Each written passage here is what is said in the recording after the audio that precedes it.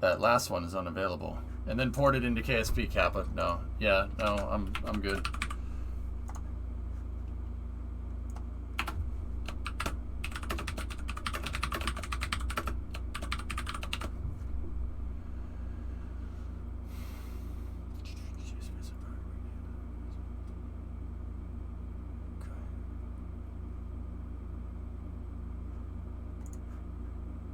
I switched this to the Kerbal directory, so the VOD sees a break in the directory, and now I'm going to switch this back over to S&T. But yeah, if you want to see, real quick, while I still have Maya open, you want to see some of the other stuff I've made, it's pretty cool. Does this link work? Of course, while Maya's loading up the scene, it's not letting me synergize. Yeah, that one works. Here. A lot of folks don't know that I'm a 3D artist by trade, so like here, I can show you my final project from like 15 years ago.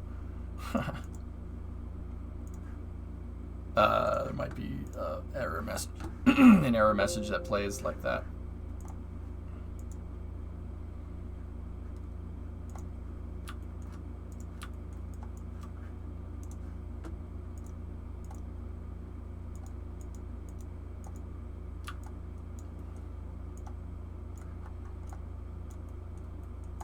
Yeah, once upon a time, dudes. You boys pretty good at this.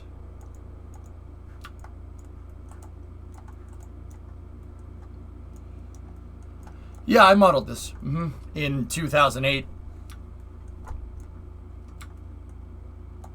Yeah, I did the 240 Bravo. Yep. I forget when I made that, to be honest with you. The darker things are because it's detecting different shaders. Did I publish it to Squid? No. No. Yeah, see, I was an idiot, and I freaking... The mesh is actually a 3D model. I should have done it as an alpha channeled texture, but that's... My inexperience showed, I should say. Yeah, dude, this... The freaking equipment rack? Oh my goodness. That was tough. That was tough to make that. I used vertex chamfers to do that. Just like what we were just messing with a second ago. But does it go high, by the way?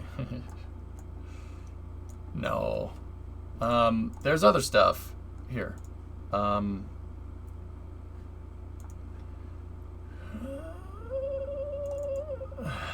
There's this old thing.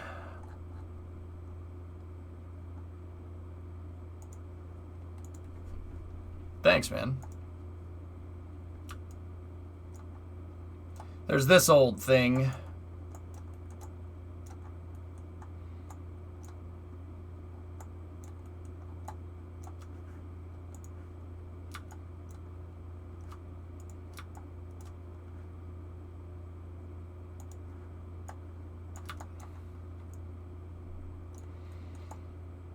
Yep.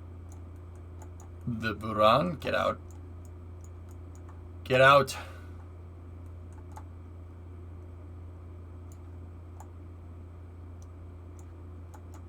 Yeah, check this out, ready? I did set-driven keys, so you could...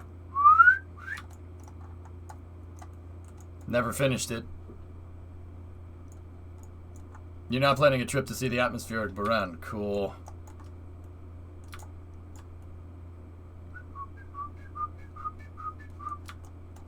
I started doing this as an engineering model, and then I listened to chat, and chat said put it in KSP, and then that turned out to be so much work, taking this, cutting it up, trying to make it into a parts pack, and then putting it into KSP, that I said screw it and started working on something else.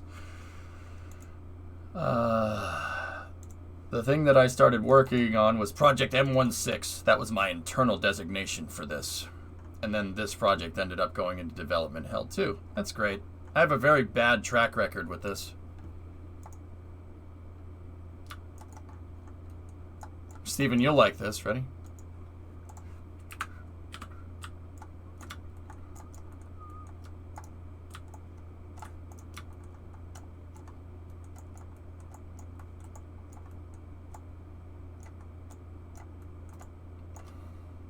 Shut that off. We can get this.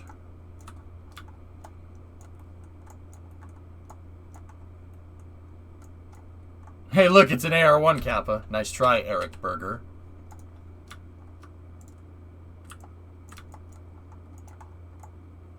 You guys like Delta 4 engines? Have you built Starship now? That's what I was just trying to do, Velo, just a second ago. We even have... Where are my engines, Jeff? Where are my engines, Jeff?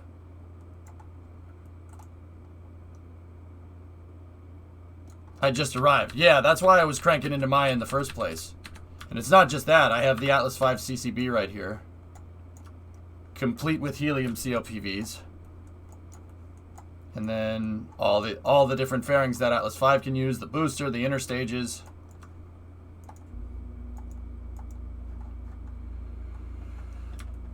Yep. And then, of course, the Centaur. If I take the collider box,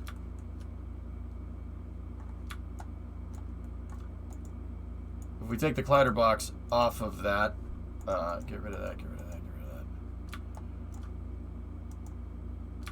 that. And then I go to my RL10C, right?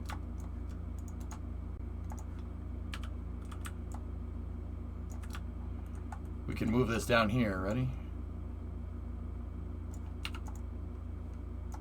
Atlas V upper stage.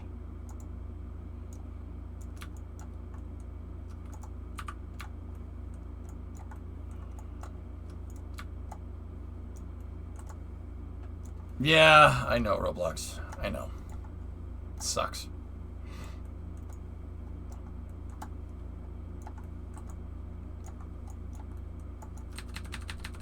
But yeah, that's some of the things, dude. I have more. There's more stuff.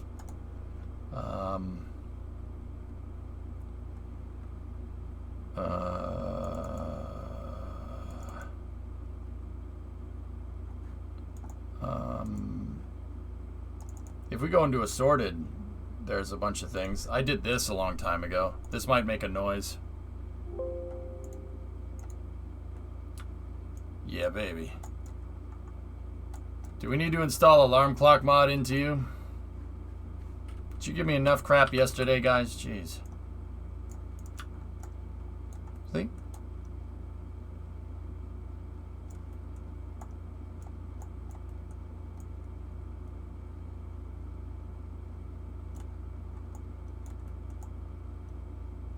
Doesn't have any brakes in it, but...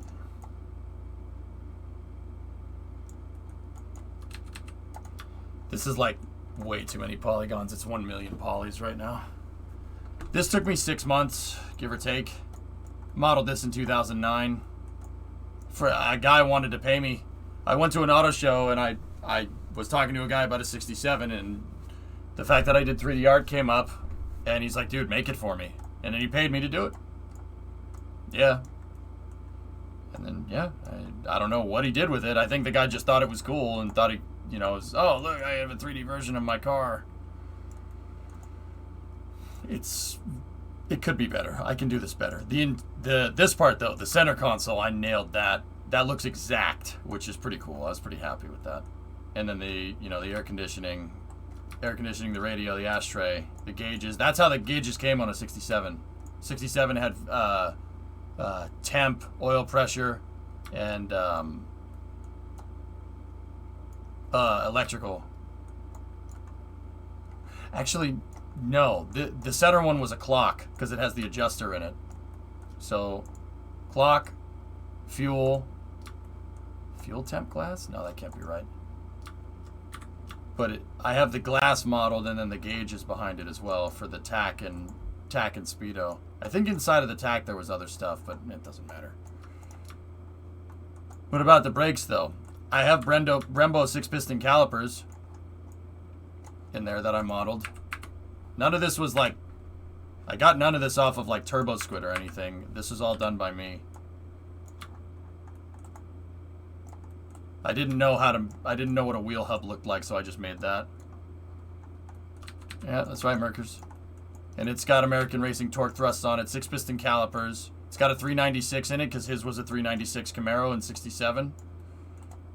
Or at least I think the guy swapped the 396. It's got headers on it. I did the long tubes. Modeled those myself.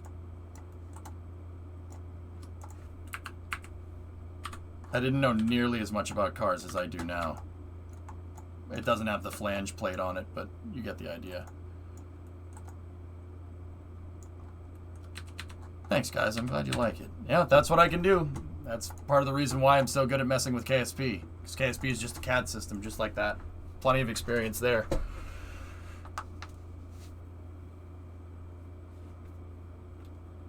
Export that into Beam. It's way too many polys, Luiso. I would love to make, dude, instead of like automation, I would love to make one for Beam, but that's a project I just don't have the time for, dude. Anyway, let's start up Space News here. I'm going to put the title card up for a second and then we'll go.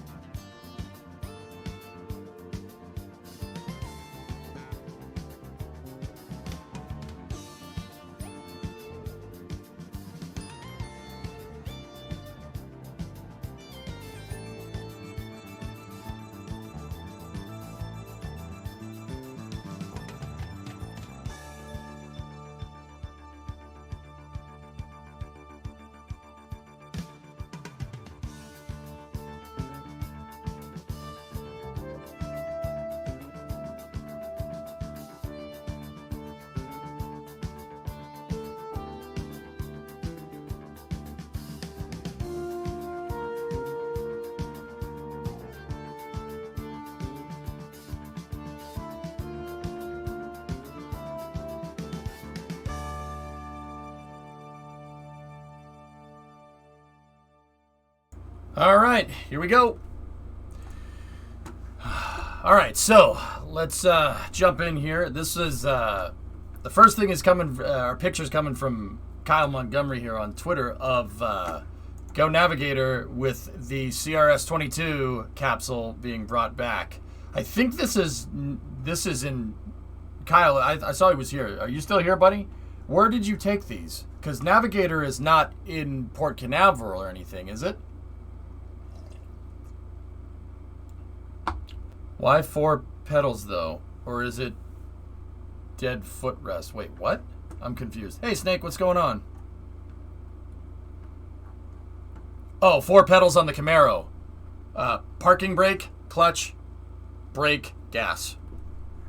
What's the pink stuff on it? Some type of material that... some type of material on their thermal protection material. I don't know. Either way, they have... the CRS-22 capsule was recovered, which is pretty cool. It'll probably make its way back to the Cape where it'll be refurbished and used on a later mission. Hey Marius, wie geht's? Wish you a nice trip. Dankeschön, mein friend. Mein Freund. I'm still... Sorry, English. You know, I'm getting there. That's the Trident Navy dock in Port Canaveral. Oh, okay, so this is in Port Canaveral. Yep, that is the Navy Pier. That's right. Yeah, that crane. The crane that's there. This thing. They use that for doing things with things. Yeah, okay, cool. Want to learn German? I mean, in my spare time when we can human. I know a little bit, dude. Not anywhere near fluent, but they use that crane for loading ICBMs into submarines. Yeah, okay. Test ICBMs for what it's worth. Also, the SpaceX branded crane. I wonder how many cranes Elon owns at this point.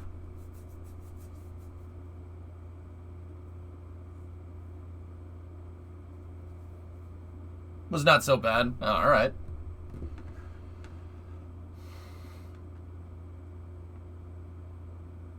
All right, cool. So CRS-22 came home. This thing did come back a little earlier this week. I think it was on Monday. No, Sunday? Sunday. No, Saturday.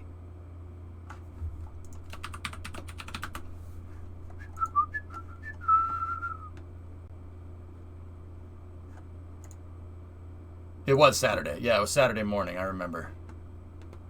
I saw it, Sneaky. Yeah. I got you, buddy. Damn weeb.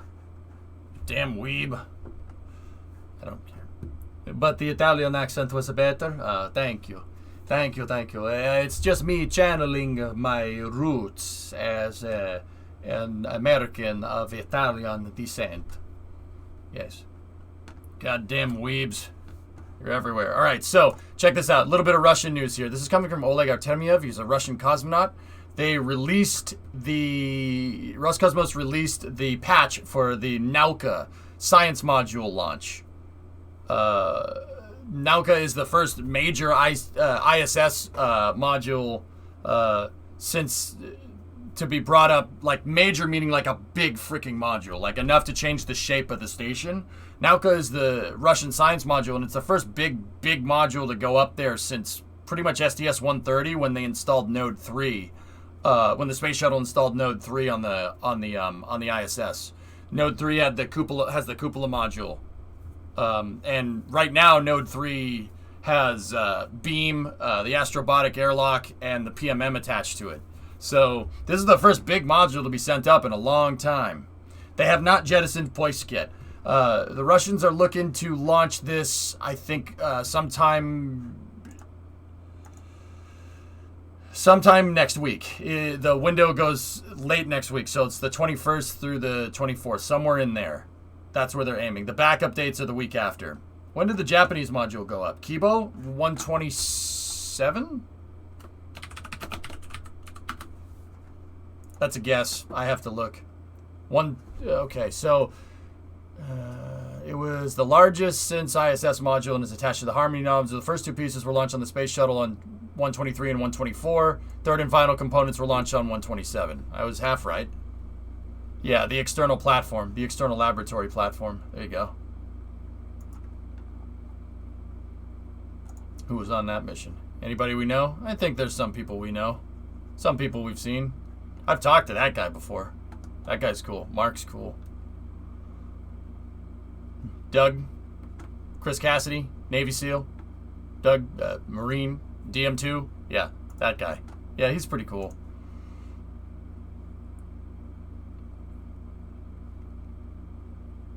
Yeah, I know what he meant, Thomas. See, this is the good stuff about NASA stuff. You get like full CAD models of it, and then I can see it and see how this whole latching thing goes together, how it all came together, which is pretty rad. I wish I had watched more of these, but this was before live streaming, dudes.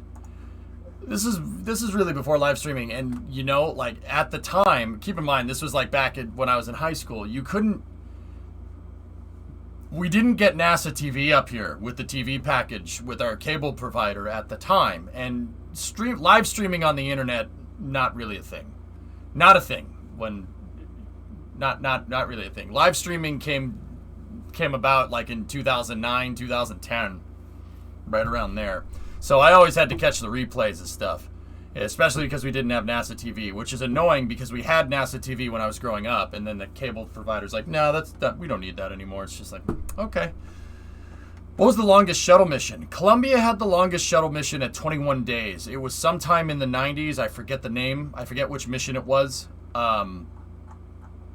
Columbia had the longest one because Columbia was heavier, all right? So the orbiter was heavier than all the other orbiters because it was the Mark 1. Challenger, the second orbiter that they made it based off of all the testing data from Columbia's 4 orbiter flight tests, right? I said right, sorry. So Challenger is subsequently way lighter. It's a much lighter design. Challenger was like Shuttle 1.1. Columbia and Enterprise were 1.0. This was the baseline, and then they upgraded it from there. Challenger, all subsequent orbiter designs were based off of Challenger and not Columbia. So Discovery, Atlantis, and Endeavour are all copies, more or less, of Challenger's design and not Columbia's. But they still used Columbia because, you know, why not? Before the ISS existed, they put the HAB module in and the extended duration palette, and Columbia would go up into space for 2 weeks, and they would basically have a space station built into the shuttle payload bay to do experiments, and then it would come back down. That was one of its longest missions.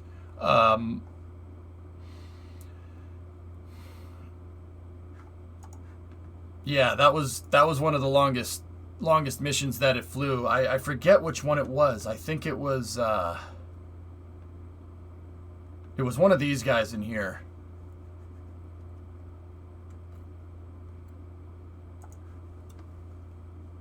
According to the PDF wikis, the longest shuttle mission was STS-80 at 17 days. I thought it was 21, dude. Maybe that was the maximum on the EDO palette. Maybe that was the maximum. The EDO had a maximum of 21, but the longest mission was 17. I could have been misremembering there. I am misremembering there, so. Hey, Story Musgrave. Hey, Tom Jones. Cool. Neat. Look, the payload being prepared to launch in a transfer container. You know how with the SSTO, my transfer containers are just payload bays? The SSTO's payload bay? Guess where I got that idea from?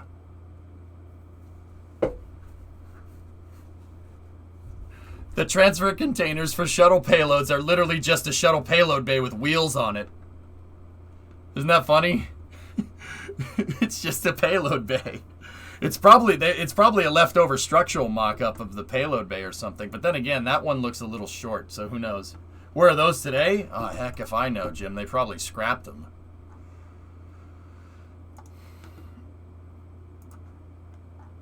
But anyway, let's get back to the regular space news. So, Nauka will be launched sometime in the next couple of weeks. Nauka will expand the size of the space station. And the Russians are removing the Pirs module, Russian for Pier, and they're replacing it with a science module, and then they'll add another docking module to the bottom of Nauka called Prichel. Prichel is, what is it Russian for? Also known as the Uzlovoy, or UM. No, so it's a node module. It's a node berthing module. Okay, so it's a docking port attachment that will attach to the station and have multiple ports for more Soyuz to come up. These are all SSVP docking ports, the ones with the cones on them. They're designed to accept Soyuz. Prichel is, yeah, there it is. It's basically one of the node modules that you'd get on a regular Russian module. See the node down there? This part of the Russian module, the node on these things, because each Russian module has a node at the front, they can be configured. So Prichel has it's a 6-axis module like the one in Kerbal. It's basically that. You have the male docking port here, which is a Soyuz male docking port. It's an SSVP male because the Soyuz docking port is not androgynous. So you have the male one, and then you have the female ports here. So they could attach a bunch of Soyuz to this thing all at once, which is pretty cool. There's the Soyuz capsule and what it looks like. This is a render of where Nauka should be. It's going to go on the bottom of the Russian segment of the space station here. Piers was right here. There's Ploysk up there. Ploysk is a berthing module. It's a docking module and an airlock. And then it's attached to the... Ploysk is attached to the top of this Zvezda node, right? And then Nauka will be attached to the bottom of the Zvezda node. And then Zvezda's forward node is attached to Zarya. Zarya has something attached to its downward node, which is the Rasvet module, which is another Soyuz docking point. Nadir, you mean? There is no bottom in space.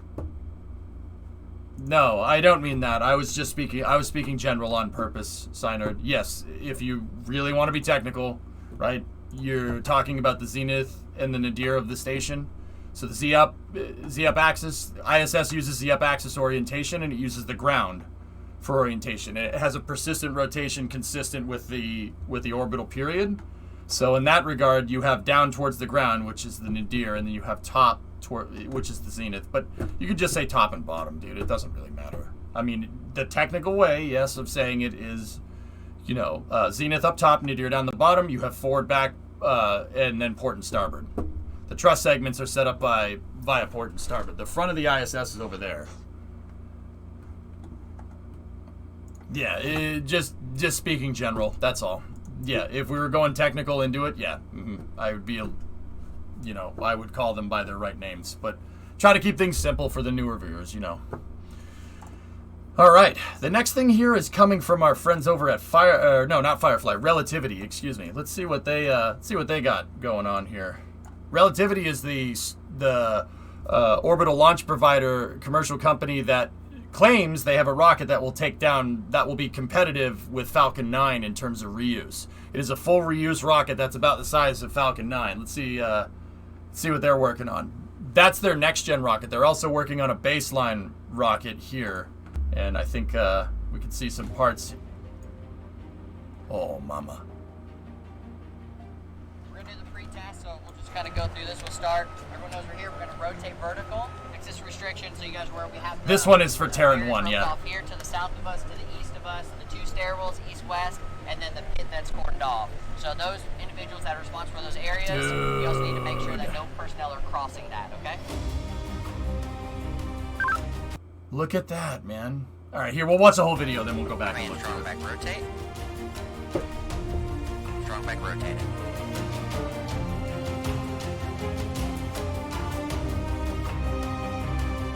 Oh, I don't hate this. 20. That's LC-20.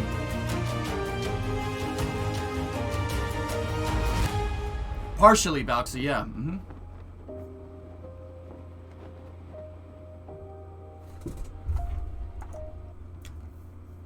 So, oh, not 2016, sorry. I'm confusing my small sat providers. Mini X-33 lifter? Kind of, Chief, kind of. What is LC-20 used for? Who has LC-20? I think Firefly. Firefly has Launch Complex 20. So this is 16. 16 is a, I gotta look it up, dude. I know it's Space Force Station, but this is what popped in. Yeah, Titan. So 16, 17, 18, 19, and 20 are Titan. They're former Titan missile testing pads. I don't think anybody's occupying 17, 18, and 19. I know Firefly has 20, and these guys have 16. 16 is just a little bit due north of... oh no, there's no 17 on Missile Row there. It's 16, 18, 19, and 20, I think. I gotta look at the list of pads. Here we go. Let's see. Or not. Yeah, okay. So yeah, see, it's all out of order here. So, okay, take a look. There's Slick 36B and A right there. And then there's Complex 11. That all got combined into Complex 36 because that's where New Glenn is going to launch from. Then there's 12. And then there's former Complex 13, which is landing zone 1 and 2 for Falcon 9s. Complex 14 is never going to get sold. That's where the Mercury Atlas missions launched from. LC-14 is a monument to the Mercury 7 because that's where the first American launched into orbit. It'd be cool if we were still using the pad, but it's all right. 15 is an Atlas, a former Atlas Agena, or no, 15 is a Titan. That's Titan 1. 15 is Titan 1. 16 is Firefly. 19, I think, is where the Gemini missions went from. It was either 19 or 20. And then 20 is where Firefly is. It's preserved. There's not a museum. There's a monument there to the Mercury 7, Synerd. Are there really enough small sats to make up for the huge offset of small sat launchers that will be active in the next couple of years? Don't know. Don't have the answer to that, Swishio. That's a chicken or the egg question, dude. Who knows? Let's see what happens. I don't have the answer to that. If I had the answer to that, I'd be doing this. You know what I mean? What are the ones in red? A landing zone, Clayton. That's where Falcon 9 comes down and lands. And then, I'm not sure why these ones are different colors up here. Get that crap off the screen. So, 34 is a Saturn 1 pad. 37 is a Saturn 1B pad. 34 was converted for 1B later. 47 is a parking lot. 40 is Falcon 9. 41 is Atlas 5 and Vulcan in the future. 48 is useless. Nobody uses that. 39 is Falcon 9 and Falcon Heavy. 39B is SLS. I think everything down here is not being used right now. Oh, yeah, the different colors are the active pads. That's right. 39C is useless. Google Maps has much newer imagery of 36 than Google Earth does. Blue is doing work. Oh, yeah. Why is the lighthouse so far from the coast? The lighthouse was originally where LC-46 was, Jim, if I'm remembering correctly. They just moved it because Launchpad. LC-46 is actually active. I don't know why this thing doesn't say it's active. A Minotaur launched from there last year. They use that. It's a Minotaur launch pad, so it's an ICBM testing pad. That's what most of these pads down here are, except for Slick 17. Slick 17 was the Delta 2 and Delta 3 launch pad.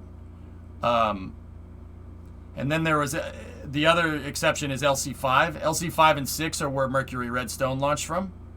That was one of the first pads down here.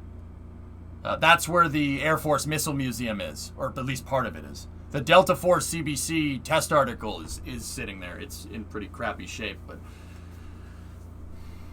which one is the Delta 4 pad? Slick 37B. 37B is Delta 4. That's Delta 4, Falcon 9, Atlas, Falcon 9, Falcon Heavy with Crew Dragon, SLS, Falcon 9 for landing. But this is, like I said, this is outdated. 36 will be online soon. 16 will be online soon. 20 will be online soon. 37 is going to go offline soon because Delta 4 is going to get retired, which is a shame. 46 works. I'm not sure about anything down here. Slick 17 was leased to a company called Moon Express for them to test landers.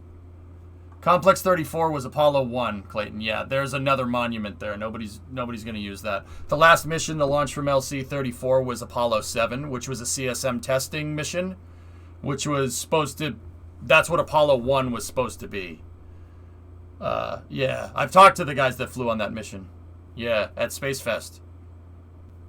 Yeah, it was a somber thing, man.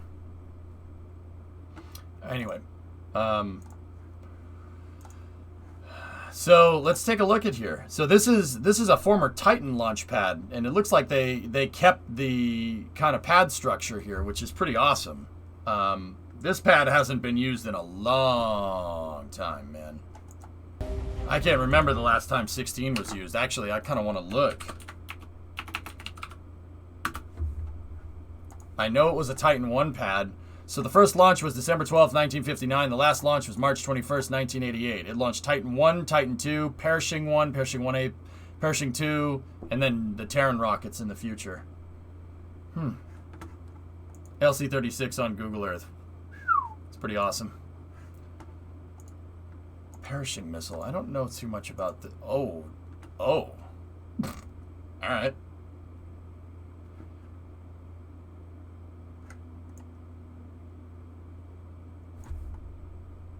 Huh. Interesting.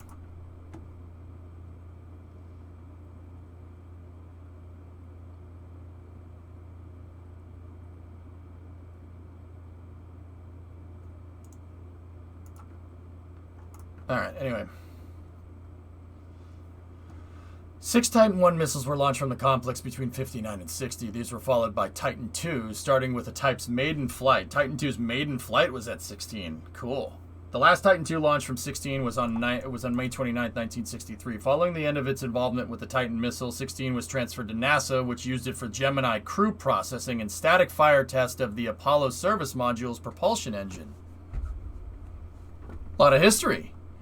Following its return to the Air Force in 1972, it was converted for use with a perishing missile, which made its first flight from the complex on May 7, 1974. 79 Perishing 1A and 49 Perishing 2s were launched from LC-16, the last one being on March 21, 1988. It was deactivated the next day and subsequently decommissioned under the Intermediate Range Nuclear Forces Treaty.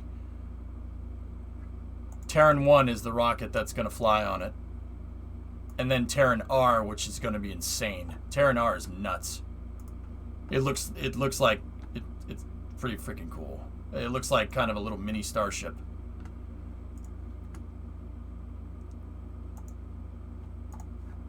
Let me just take a little bit of a look here. There's the perishing launcher. There's the blockhouse. Yep, that's a Titan 2 fixed service structure. Nice truck. Nice car. Nice truck. There's my truck. 59 F100. Yes. Sweet. Huh. Yeah, those two guys are pretty cool. Neat. A lot of very cool pictures here. There we go. Yep, we're going back over here. I want to see some of these other pictures here. So, it looks like... I'm about to go peeping on relativity here for a second. So, it looks like this crawler way or rampway right here is left over from the Titan program. I'm just trying to see what's Titan and what's not, and what's been modified since. So, they have the wading pool right there. That's for the sound suppression system. The sound suppression system drains into a retention pond, so it doesn't flood this because there's this thing next to it that really likes to erode coastline.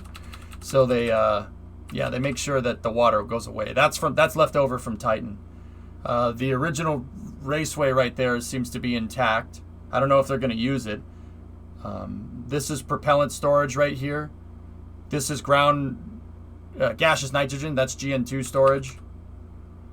These look to be LOX tanks over here, and then RP1 tanks look to be over here. I'm not sure what this is going to use. I forget if it's going to use methane or not.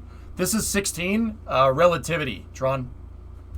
I've seen LC-34 in person, Clayton. It's somber. What a dumb freaking mistake. Like me yesterday with the freaking SSTO. What a stupid mistake that was. Yeah, see, they're not finished with the GSE. See right there? They're missing some pipes. It's Methalox? Yeah, so, okay, if it's Methalox, then I'm going to guess that these are probably the methane tanks, Thomas, and these are the LOX tanks. But I could be wrong. That could be water, for all I know. But it looks like they do have fuel lines over here, so there's probably another propellant depot over there. The pad is not finished. It's nowhere near finished. But they are using the Titan pedestal, which is freaking cool, man. That's really neat. Yeah, Titan pad, man. It looks like they got the lightning posts installed too. How far away is this pad from the ocean? Yeah,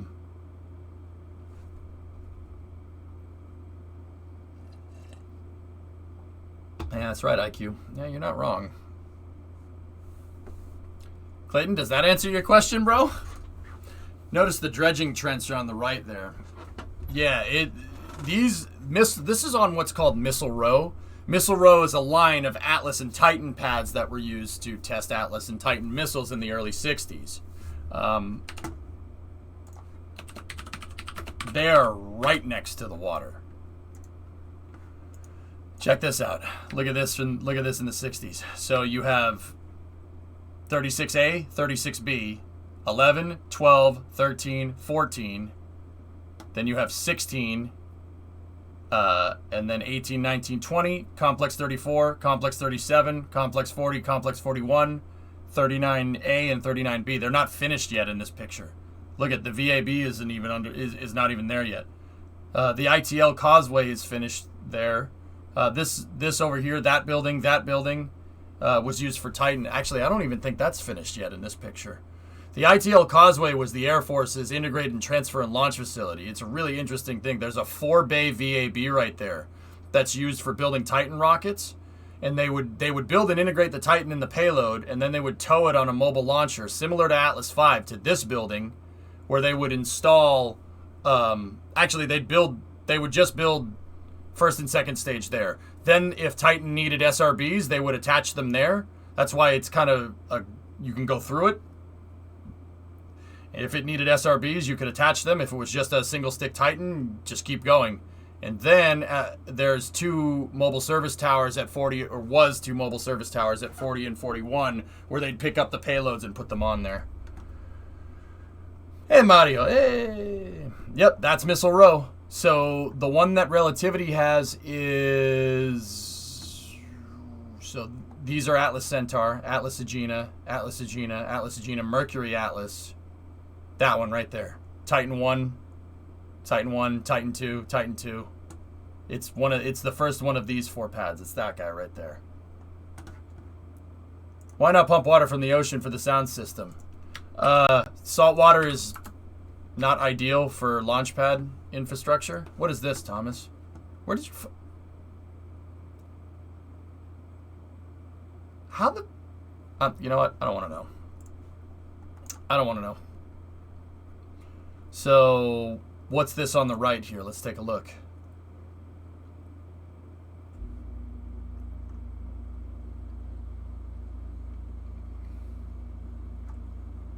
So, Lox Farm.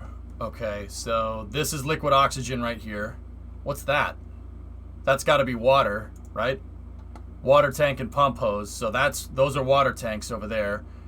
That is GN2 in the center. I did get that right. That's GN2. So nitrogen.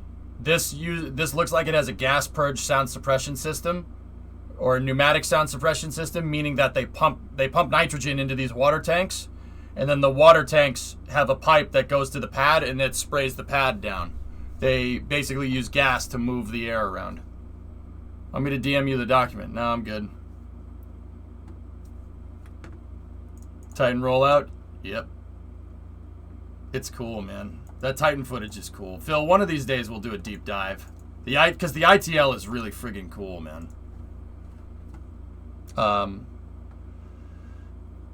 Hey, Alexandria, what's going on? Bonjour. Comment ça va? Alright, let's see what else we got. So, the launch table is finished, but it looks like they have no reaction frame installed.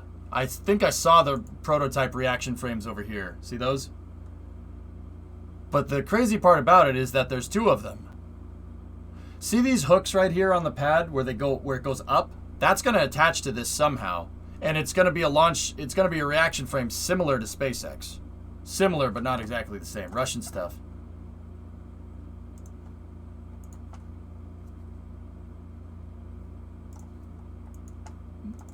Okay, got it open, Kim.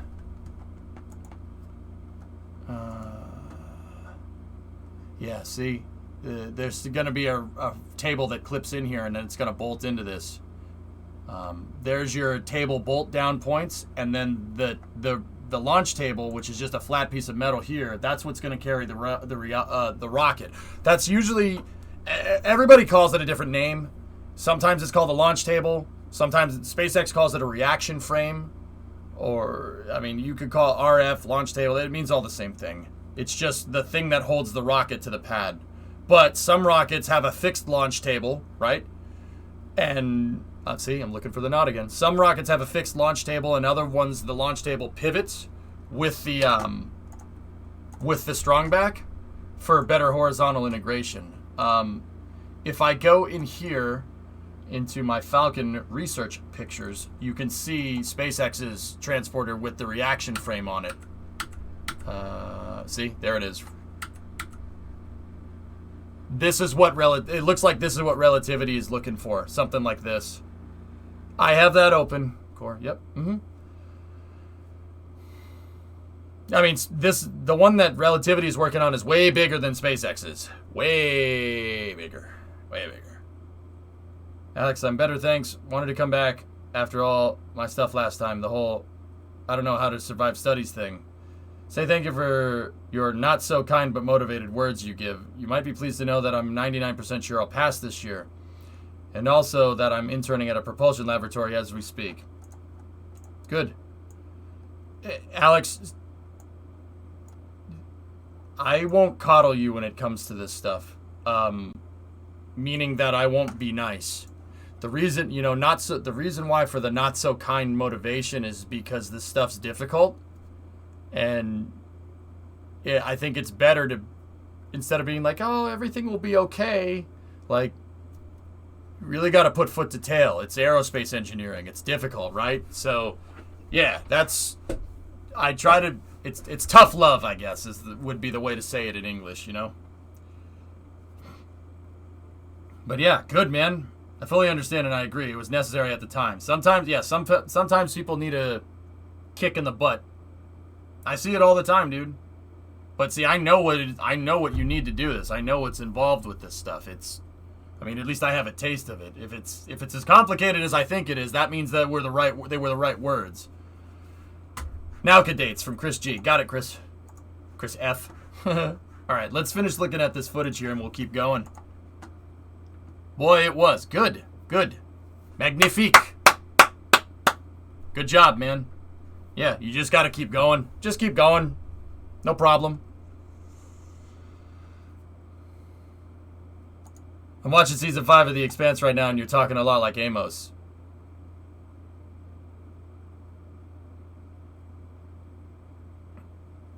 Yeah, man, I don't think it's right to... Okay, so it feeds into a larger thing signer that I'm talking about. See, there's the attachments for the table right there. And then the table will bolt on four loop connectors right there. See that? Well, not loop connectors, 4 rods right there. This is very much still under construction, but it is cool to see. I think they offset it from where the original Titan flame trench was, though. I think the original Titan flame trench was right here, but they needed space for their hydraulics, so they made a huge flat plate off the end of the ramp. That looks like our SSTO pad now that I'm thinking about it. I'm not going to be nice, but I'm going to tell you to do the right thing. I mean, Alex, maybe. I don't know. EJ actually has emotions, though. Amos does, too. Grab Shark, he just hides them. That's his character flaw. I try to not get too pissy on the stream. Now, don't get me wrong. I've been doing it the past couple of days because I pushed myself too much. When I get cranky if I don't get enough sleep. Like, I hate sleeping, but I get cranky if I don't get enough of it. God dang human body.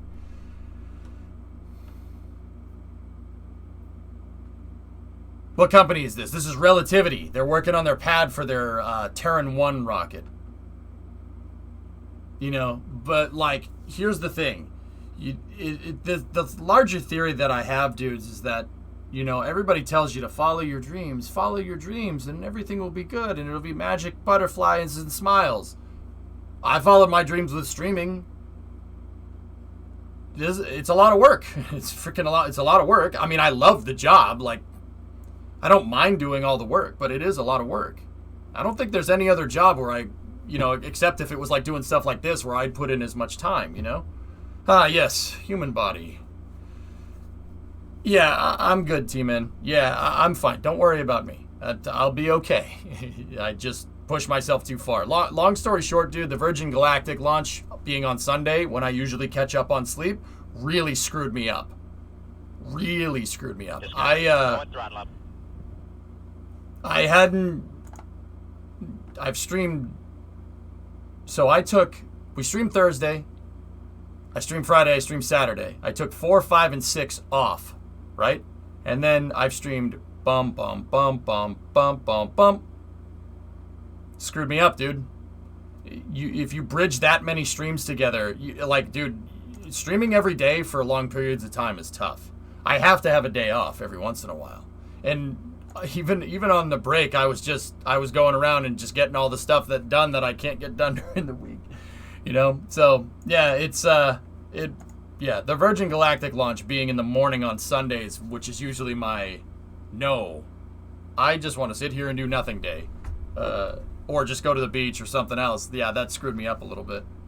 But I'm fine now. I chose to get some sleep. We'll work on the truck tomorrow. No problem. I'm good now. I just needed a good night's sleep. Literally, that's it.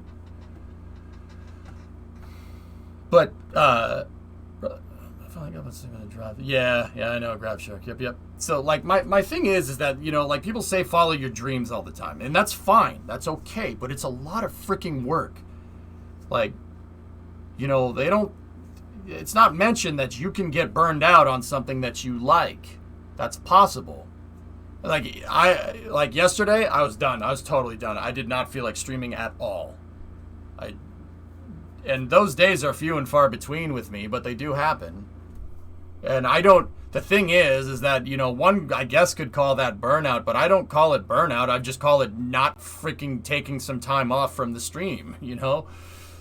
The way we classify burnout is like, oh, I don't want to do this anymore. I don't want to do this anymore. If you just take a break, you know, go get some good night's sleep, man, you feel like $1 million in the morning. Most game devs burn out. That's right. So, like, in terms of what I was talking to Alex about, you know, he's like, I don't know if I want to do this. I'm like, dude, you just got to keep doing it. You're going to have times where you're going to feel like trash. You're going to have times where it's going to be tough. You're going to have times where you're going to stress the hell out. You just got to work through it because it's difficult. I'm not going to sit here and say that going and getting an aerospace degree is easy. It's not. I know it's not. And once again, I don't have one myself, but, you know, I'd like to think that I know a little bit of how complicated this is to an extent. And if it's as complicated as I think it is, it's not easy. I know it's not easy. So, yeah, sometimes, like, if somebody asking me advice, like, should I keep going? This is difficult. Should I keep going? Yes. But I'm not going to sit here and say that, oh, everything will be fine. No. That's not how that works.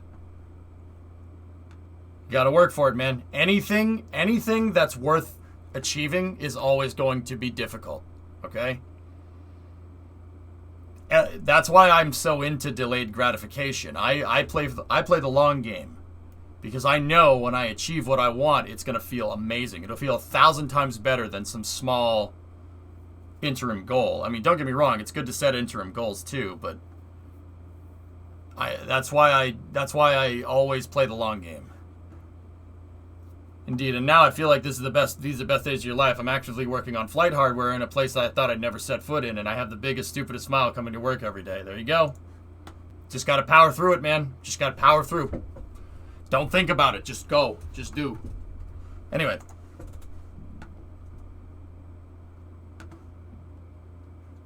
Yep. So it looks like they were doing a movement test here. Testing the hydraulics with the strongback, but you can see this is the point where the table attaches to the pad, and this is the point where the table attaches to the strongback.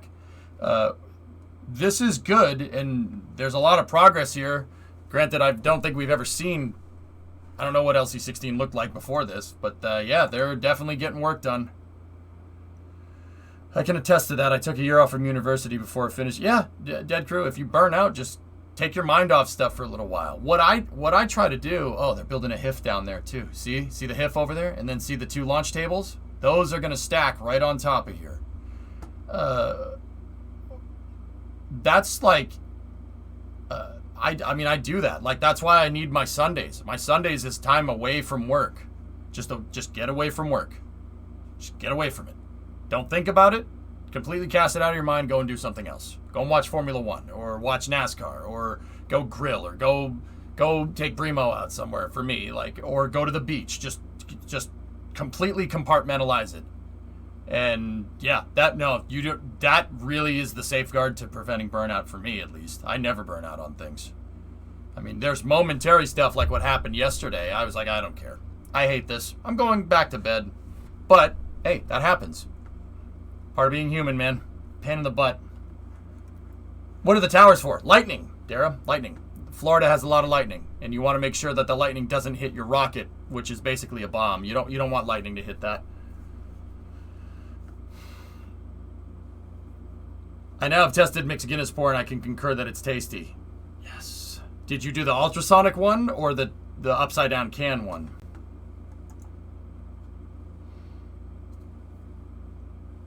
Yeah, that reaction frame is gigantic. Upside down can. Yep, there we go. So it looks like, let me just go back to this picture a little bit. Yeah, they built, the Titan flame trench was right here. It was right there, and it went in two different directions. It was a separate flame trench, and it was the Titan thing was right here. So it looks like they extended this. They extended it out and put the flame trench, and instead of the flame trench going in two directions, they have a single deflector flame trench that goes that way, I think. That's what it looks like. Here, let me see if I can... I want to see a picture of the Titan pad, just real quick. I like doing this kind of homework here. This is very interesting to me. I like seeing the modifications. It helps me understand. Help me understand.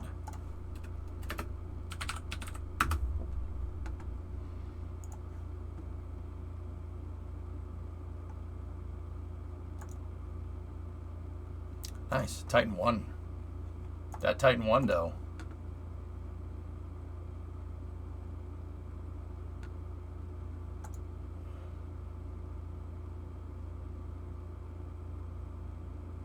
Titan Agena. All right. That's Vandenberg, I think. That's not what we're looking for.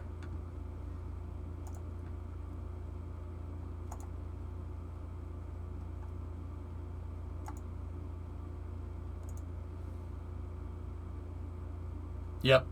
That platform wasn't extended. See? Okay, we had that right.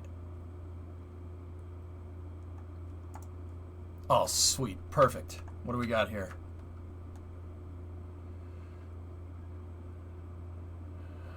Okay, let's see where that cove is. See if that thing is there in some of these shots.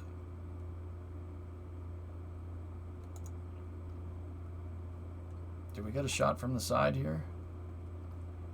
Vandenberg has a lot of them, T-Man. They're everywhere. And they still launch missiles all the time. They do missile tests all the time. They just never announce it.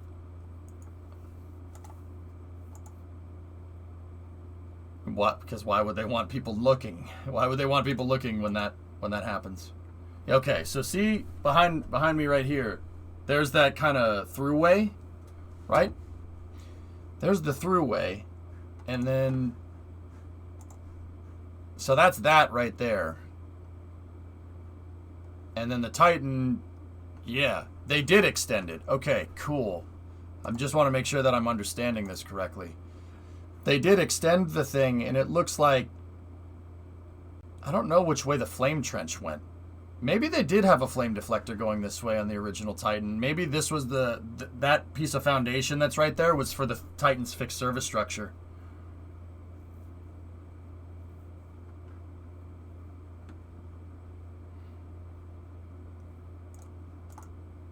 Buzz. So we're looking at pictures of Relativity's work that's being done on LC-16.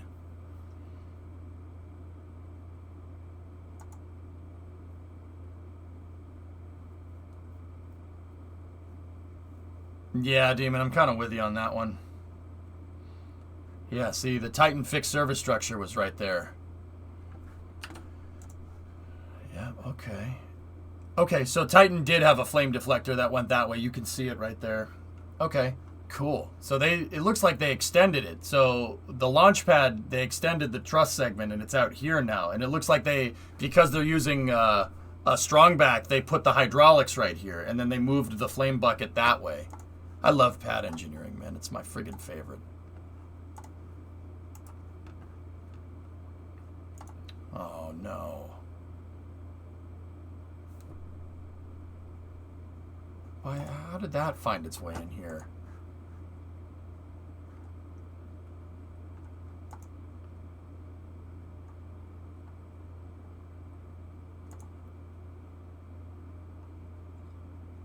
Yeah, that's Slick 36. I know what pad that is.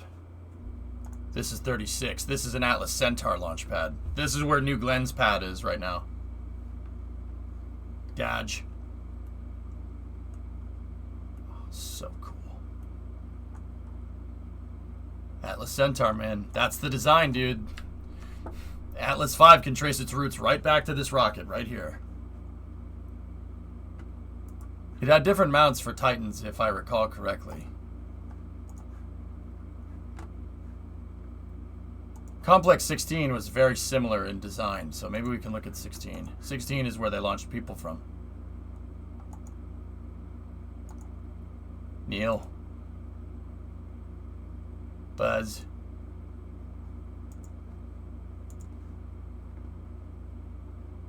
Wait, why is this in Finnish? It's Finnish. European Space News, and no, it's not ARCA. I have all that. It's up here. See? All right. Well, anyway, we can keep looking at that some other time. Let's keep going. Dual flame buckets. Did you find a better picture? Oh, static firing. Huh. That's why the foundation for the flame trench is so wide. Okay, I see what they did. Yeah. Is that? That's the second stage, and that's the... Oh, okay. They're static firing the first stage, but it looks like the sound suppressor hits both flame trenches there. Cool. All right. Well, good to know. All right, so the next thing is coming from Arianespace. Let's see the ESA. Let's see what they're up to. Oh, that's cool, Thomas. Neat. Ariane 6 stuff from what I can tell here.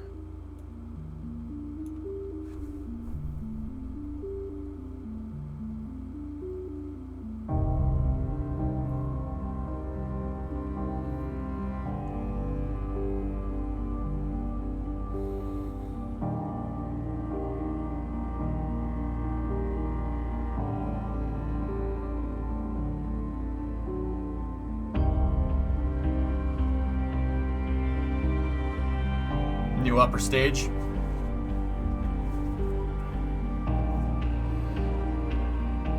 The new Astris, a third kick stage for Ariane 6.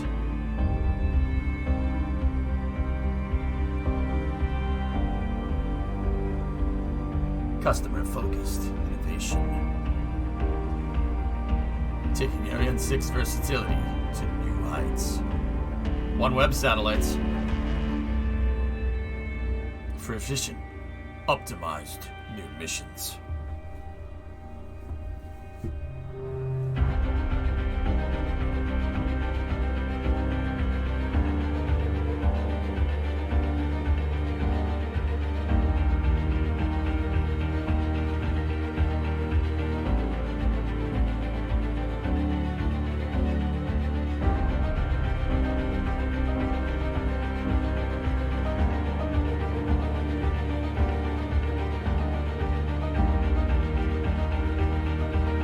Mission number 1. Enabler for deep space exploration missions.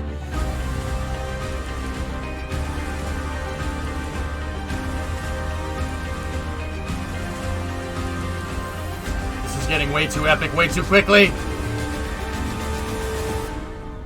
Mission number 2.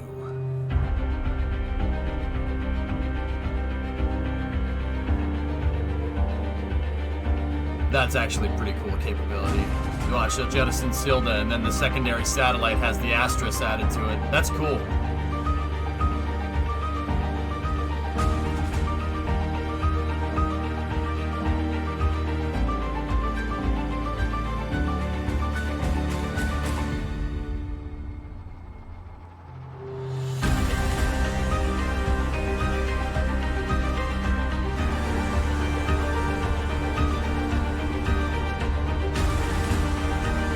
That's a lot of satellites, man.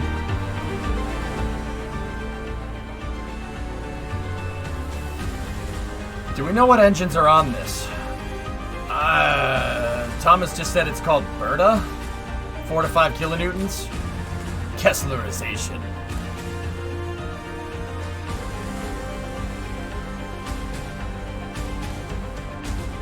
Satellites deploying with the beat.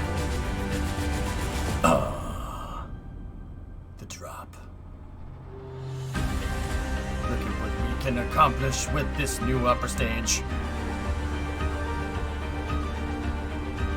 Berta, a newly developed engine. Reignitable, low cost, and robust. Hypergol? Hypergol.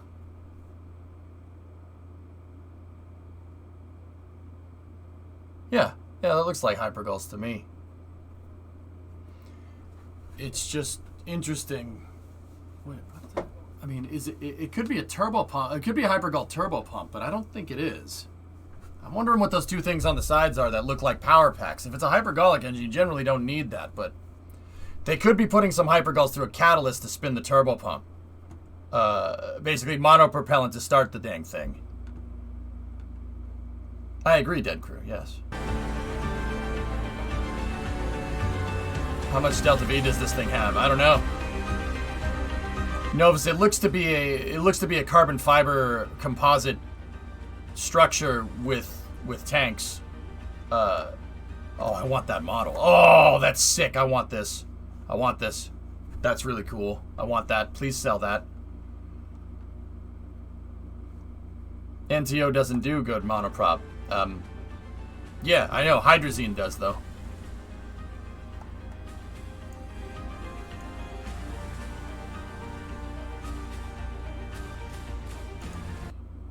Did that just say designed in Germany by highly skilled engineers? Isn't that statement kind of redundant?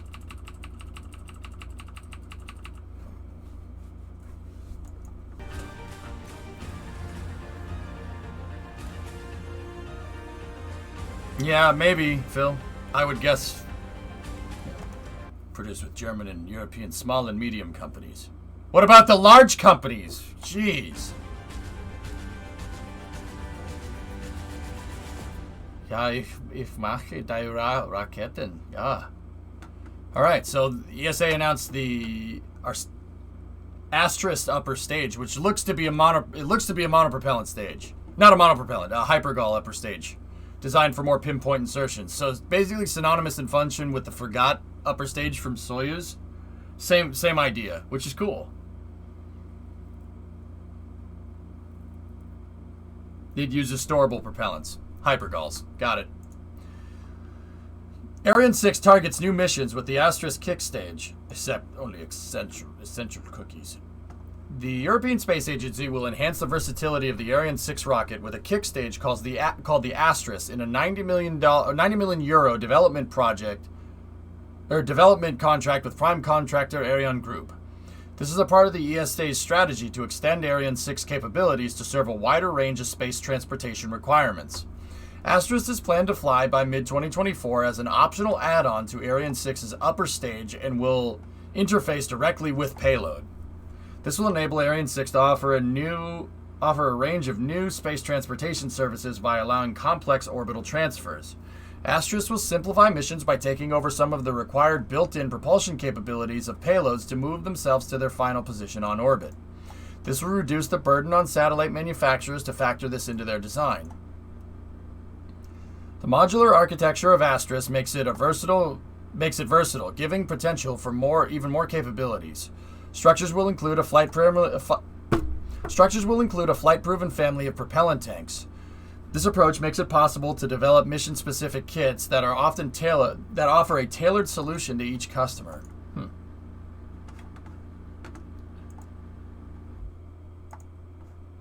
Yeah, the EPS. I don't know if it shares the same architecture, but it might. Basically their version of Photon. Yeah, something like that. Cool. Good to see some innovation coming from there. All right, we got another thing coming from the ESA here. And now that I'm looking at it, Swishy, I don't think it's the same stuff that we had before, but let's check it out. This summer, a brand new European telecommunications satellite will launch from Kourou on board an Ariane 5. However, this is not your everyday satellite. Quantum is an advanced telecommunications satellite that can be reprogrammed and repurposed while in orbit. This means that Quantum will be able to adapt to changing market and customer demands during its 15-year lifespan in an environment where technology progresses rapidly and demands shift. So traditionally, our customers are asking for missions that are fixed missions with a fixed coverage. In the case of Quantum, all the missions will be adaptive in orbit with the full flexibility that is offering, being able to adapt a change in the market, a change in their customers, a change in their orbital positions for grabbing new businesses, for instance. So it offers a real asset, a real value to our customers on the overall lifetime of satellite, not just for a mission, but for the complete life of the satellite. Quantum is a software-based satellite, and so it can be reconfigured by users on the ground, and its keyword is flexibility. Flexibility in power, in coverage, and in bandwidth. For example, where regular satellites broadcast to Earth with fixed beams, Quantum allows its users to adjust their beams at the push of a button. Customers can vary coverage based on their immediate needs and allocate their resources accordingly, allowing for an optimized use of the satellite. Another important innovation is Quantum's focus on security. Thanks to its narrow and specific broadcast beams, its ability to change transmission frequency and geolocation, it is near impossible for illicit parties to intercept the satellite signals and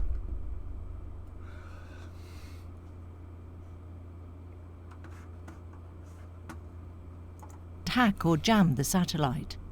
Quantum is leading in the field for software-driven payloads on commercial spacecraft, because it is the first to respond to a market demand for ultimate flexibility for customers. It will be also the first in the commercial market to carry geolocalization on board, which allow detection and filtering of accidental interfering broadcasters, which have troubled commercial operators in the past. The concept and technology behind Quantum are already spilled over into other commercial programs to come. Quantum is a revolutionary satellite design with a massive commercial potential. Satellites like Quantum offer the potential to be mass-produced and to be configured in orbit, unlike today's custom-made satellites. A quantum leap for the telecommunications satellite industry. Quantum is a Eutelsat satellite enabled by ESA and manufactured by Airbus Defence and Space through an ESA partnership project. This private-public partnership offers a wide range of benefits to those involved, as risks can be shared and new technology fully commercialized. On Eutelsat Quantum project, the partnership with ESA was key for Eutelsat to get access to new technology and innovative technology at an affordable cost. This satellite is very important for the European Space Agency and the European industry competitiveness. The success of Quantum illustrates the difference that the European Space Agency can make for the industry. Industry have taken large steps and will benefit greatly of this program. The technology used on Quantum and the commercial potential of the platform offer another opportunity for the European space industry to remain at the forefront of telecommunications. Here, the important role and return on investment of ESA partnership projects becomes visible.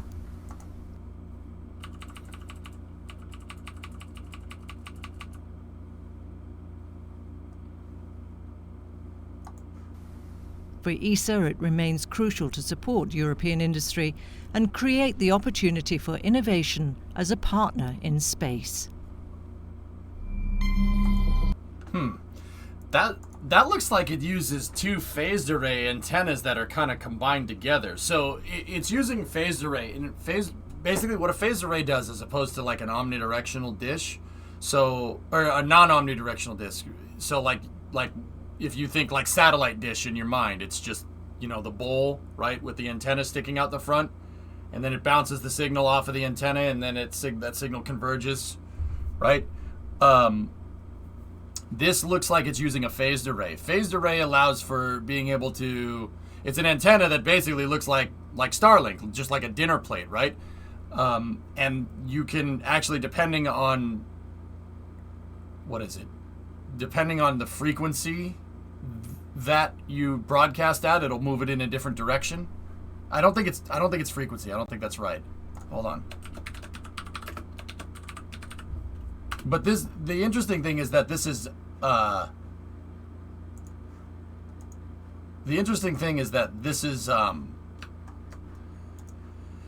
antenna is definitely different. Here, I can show you. That's a phased array. It's a bunch of little mini satellite dishes, like all kind of combined together, and let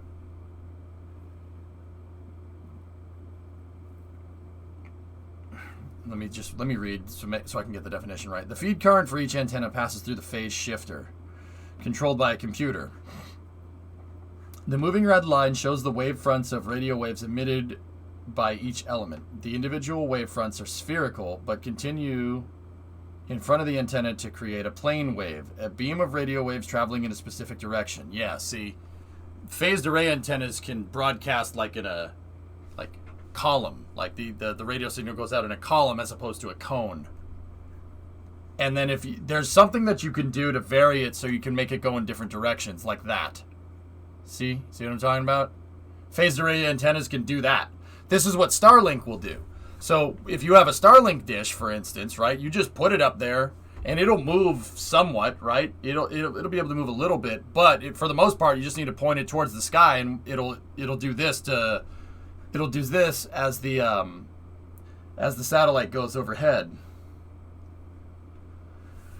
They modulate it's not frequency. They don't modulate the frequency. I forget what it is. You use some type of modulation to get it to do this.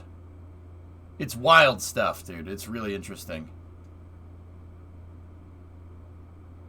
Frequency is the same, but the phase is different, hence phased array. It basically creates an artificial planar wave that is usually obtained from a signal emitted from very far away. It modulates the timing of the signal emission. That's what it is. There, thank you. There you go. There's a giant phased array that's actually really close to my house. It looks like that. Well, it's not close to my house. It's down on the Cape. Yeah, missile detection and stuff.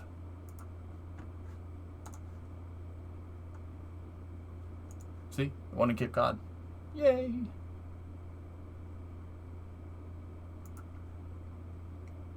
So, God damn, that's freaking cool.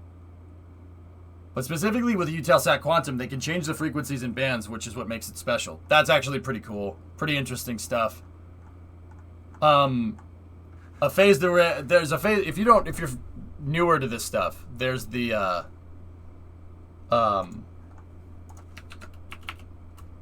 if you've ever played like a Call of Duty or a Shadow or Stalker, Shadow of Chernobyl, right? That's the woodpecker, the duga. That's a phased array. See that? It's a phased array for missile detection.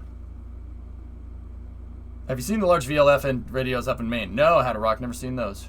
Did you? No, Maka, I'm gonna do it tomorrow. I tried to wake up and body said no again today. Yeah, see, there's the Duga. It's a old school over the horizon phased array to be able to detect missiles coming from the west. This thing was right near the Chernobyl power plant. That's the only reason the Duga still exists, because it's inside of the exclusion zone, which is pretty interesting. See? The Duga's big. That's a big piece of equipment.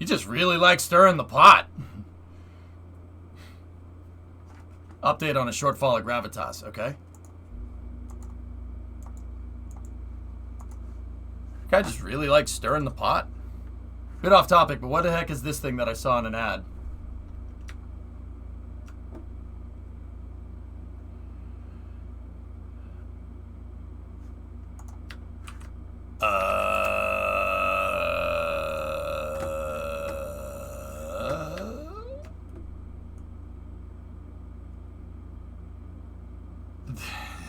That's not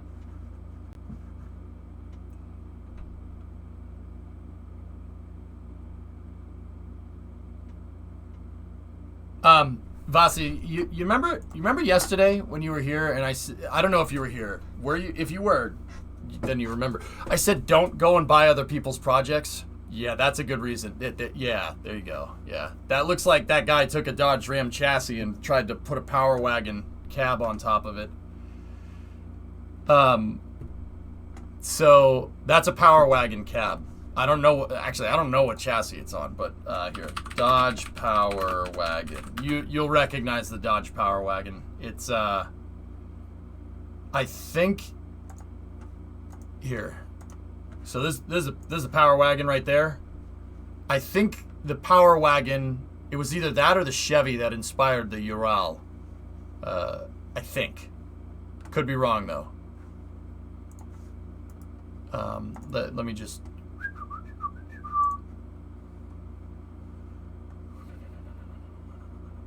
Power Wagons are cool, man. They're actually really neat. Really cool trucks.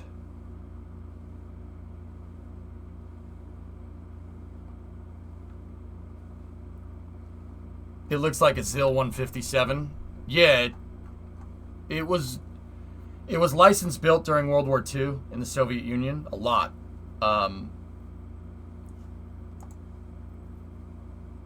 So a lot of the designs, the Russian designs, were inspired off of the American stuff. Like, I'm just trying to.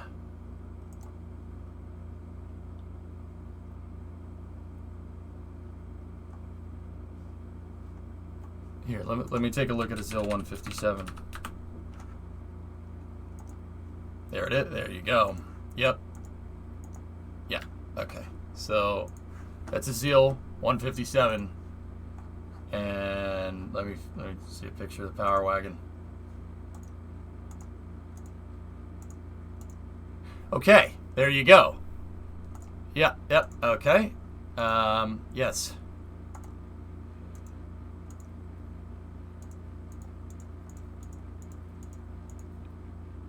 Yeah, so it looks like a guy tried to make a. Looks like he took a ZIL and put it on. Put it on a truck chassis. Yep. Brothers from the same mother. That's right, man. Dodge stuff was good back in the day, dude. Dodge made friggin' rockets and stuff, man. They made the Saturn 1B's first stage. They were good at. Dodge was sick at engineering because back in the day, dude, they had to be to compete with Ford and Chevy. You had to make something better than them because Dodge was never as big as Ford and Chevy. I found a link.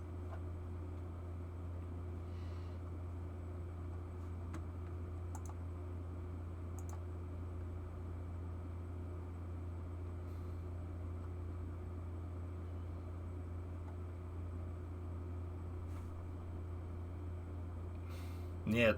Это не хорошо. Нет.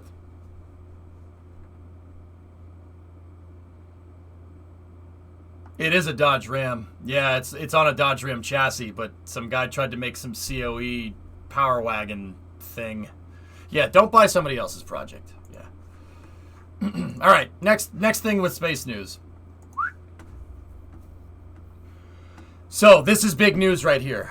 NASA announces nuclear thermal propulsion reactor concept awards. And, of course, they dangled a render of Constellation there, and it's just. Okay. NASA is leading an effort working with the Department of Energy to advance space nuclear technologies. The government team has selected 3 reactor design concept proposals for nuclear thermal propulsion. The reactor is a critical component of a nuclear thermal engine, which would utilize high-assay low-enriched uranium fuel. The contracts to be awarded through the Department of Energy's Idaho National Laboratory, they make nuclear potatoes there, are each valued at approximately $5 million. They fund the development of various design strategies for specified performance requirements that could aid in deep space exploration. Nuclear propulsion provides greater propellant efficiency as compared with chemical rockets. It's a potential technology for crew and cargo missions to Mars and science missions to the outer solar system, enabling faster and more robust missions in many cases. Oh cool, they're using halo fuel. Sweet. My beloved. Yeah. Mon ami. Oh, no. No.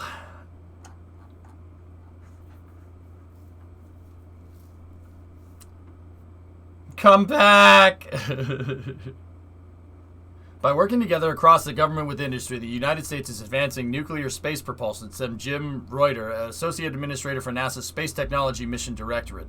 These design contracts are an important step towards tangible reactor hardware that could one day propel new missions and exciting discoveries. Nice. All I want is Nerva to fly just once. They're gonna do it, Jack. They wouldn't. Yeah, we're past that now. Hi, isn't it Tuesday? Yeah, but I had to make up for the crappy stream yesterday, Shaw. Can I ask you a question? At any time, full turbo, as long as it. I don't believe that there's a stupid question as long as you're genuinely curious about something. But yeah, go ahead, man. Just make sure we're on subject, okay? So they awarded contracts to BWX Technologies of Lynchburg, Virginia, General Atomics Electromagnetic Systems of San Diego, and Ultrasafe Nuclear Technologies of Seattle. I'm asking because you're the spaceman. I'll ask later. It's a different subject. If it's about space, full turbo, go ahead. No, I don't need people coming in here and like, you know, what kind of bed do you sleep on, right? Like, I'm not telling you, you know. If it's about space, go for it, man. Go for it. It's time to bring back Project Pluto. United States government for a nuclear ramjet. Yeah, I don't hate that. When they say concepts like how detailed or in depth they are, they're so this is a PDR, or not a PDR. This is a concept award, so they're going to pay them to basically draw up the blueprints, and then it'll go through a preliminary design review, and if they decide to build it, it'll go through a critical design review, which finalizes the blueprints, like the final draft of the blueprints, and then after the critical design review, then they go into making stuff. But this is a good step in the right direction, man.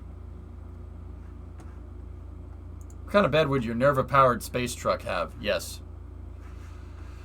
Do you remember the asteroid coming close to Earth in like 2017-ish? I remember seeing it in the AM driving to work. But I can't find anything on NASA's NEO websites about it.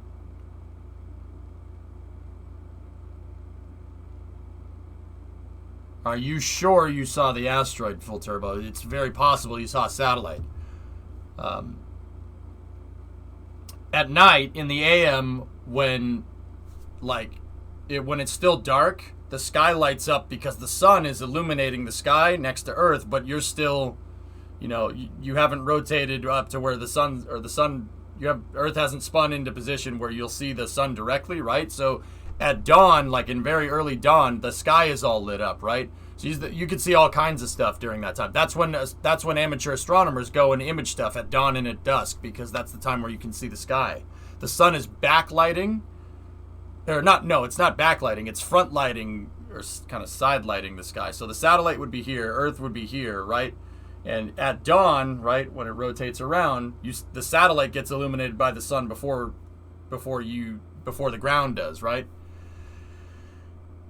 In the morning, it was about the quarter of the size of the moon it was rotating. I feel like maybe I made it up, but I swear I remember seeing something in memory, not a dream. I think there was an asteroid in Russia in 2017 that got close like that and burned up, but I'm not sure. But full turbo, here's the thing. There is tons of stuff up there that we can't track. Space is a dirty place, dude. It's a dirty frigging place. Now, what asteroids and stuff that you're looking for, right, are rocks, right? Think about it if we took like a square mile of Yellowstone National Forest, right? We took a square mile and we tried to track every single rock in that square mile. It would be nigh impossible, right? Space is a dirty place, dude. Up there's stuff. There's just stuff everywhere. There's rocks, there's sand, there's dirt. It's dead because it's gotten irradiated by the sun. It's not like our dirt down here. But there's all kinds of micrometeorites. It's a very dirty place. Just like the forest is, it's very dirty. There's a lot of stuff messing around up there. A spacecraft constantly have to worry about getting hit by what's called micrometeorites, and forget like bullet speed. These things are going like 6 times faster than a rifle cartridge. So, I mean, you could have seen something that was too small to track. It happens. Or something that just like a shooting star or whatever, which is just an asteroid that just is re-entering. There's a bunch of stuff, dude. Is that Dream Chaser on your head? No.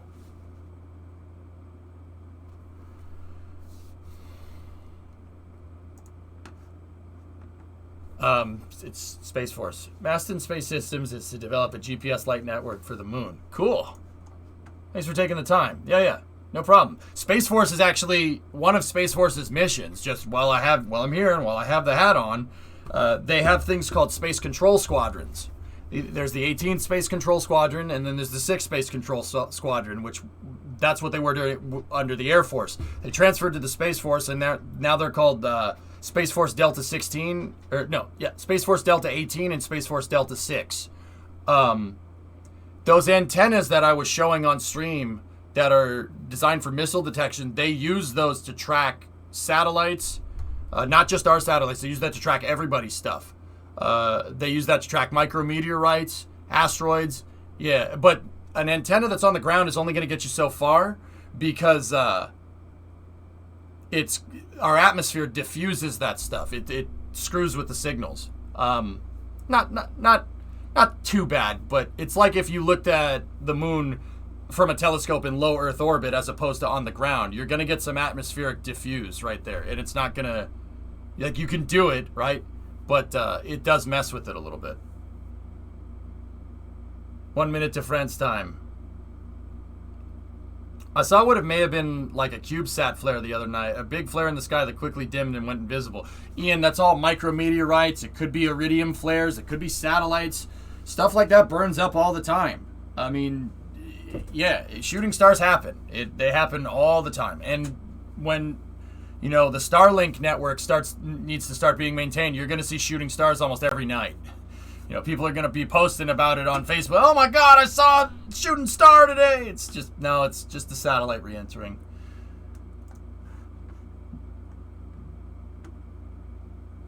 Nice, Jack. That's cool. But yeah, full turbo. I mean, you probably just saw a micrometeorite or a small rock. Like, dude, even a rock that's like this big, like the size of like a baseball coming in, you'll still see it. That's still gonna. I mean, because you got to think about this, dude. Like, you'd think that like throwing a rock, like a small meteorite like this big hitting the atmosphere is not going to make a big deal, right? But if you take a small pebble and throw it in a lake, it's going to make ripples for a number of feet in every direction. Same kind of idea. It doesn't make ripples in the air or anything, but it's going to heat up. It's going to heat up, and plasma will accumulate on it from atmospheric compression and ionization. So you still see it, but it'll only be for a second before the plasma just roasts the thing and it fizzes out. Yeah, that's right, Grab Shark. Mm-hmm. Discovery, go at throttle up. You got any grapes? Welcome to Mission Control. You'll go at throttle up. So full turbo. I'm gonna go ahead and guess you saw something that wasn't tracked. I did work for Asteroid Day, which was June 30th. I did work with the B612 Foundation for Asteroid Day, and what those guys do is they talk about promoting asteroid awareness, because this kind of stuff, dude, yeah, no, that's, I mean, That stuff's really important. All it's going to take is one. All it's going to take is one in the right spot, and then that's not going to end well for us, you know? We really need to be able to understand our situational awareness in space, and part of that is what Space Force does. Part of that. That's actually like one half of their operational capability for the Space Force is space situational awareness. And now that is tracking satellites and stuff, right? Let's be real. It's tracking our satellites, the Russian satellites, Europeans, tracks everybody's stuff. But it also that equipment, just like an ICBM and a carrier vehicle, something that launches something into space, and that's something that launches a nuke that comes back down, have civilian and military uses. Those antennas are the same way. They can work with NASA to track stuff, which is smart. That's a good idea. We really need to, really got to be careful with that. Alex, happy 14th of July. We didn't invent democracy, but revolutions were had. Yeah, but republics. The Greeks invented democracy, Alex, but Rome invented the republic, but France's republic is pretty damn good too. Ours is kind of not based off of it, but it's close. Thank you. Just credit where credit is due, Chief. A baseball at solar orbit velocities is a lot of energy dissipated in a few seconds. That's right, Bill. I know, we had 5 of them already. Etimos, prosabahorsi. The French are good at trying out different forms of government. Yes, because every once in a while, Bobby, they get a little tired of the government. And then you have a nap. Then overthrow the government! Then fire the missiles.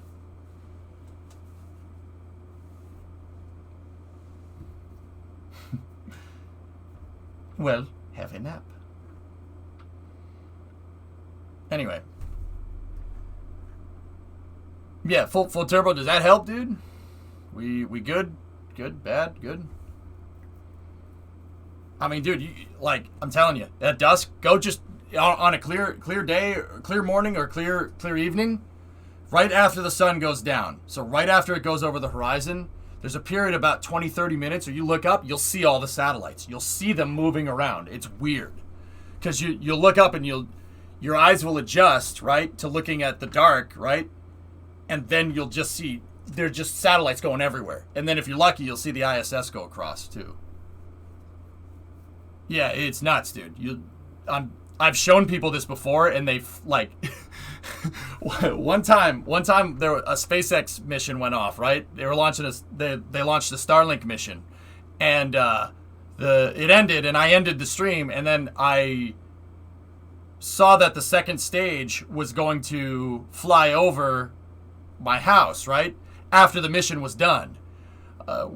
I saw that it was going to come up over the horizon, right?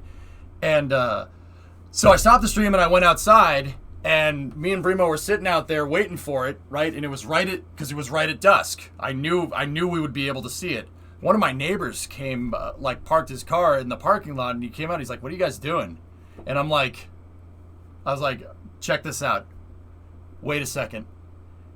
And I go, "Look over there." And the second stage comes across the horizon, and because it was a Starlink mission, it was spinning. He's like, "What the hell is that?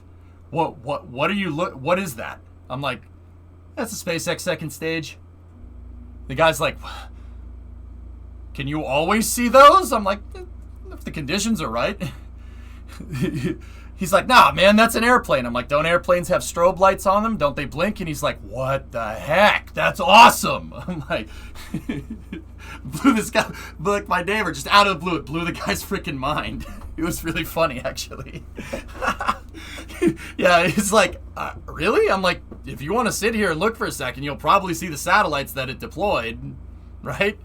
It was gnarly, dude.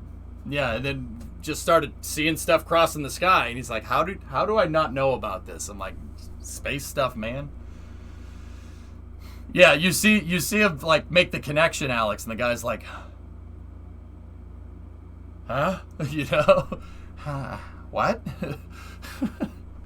It's a fun thing to do. You mess with people. I can show you how deep the rabbit hole goes. Or is it the black hole? Because it's space.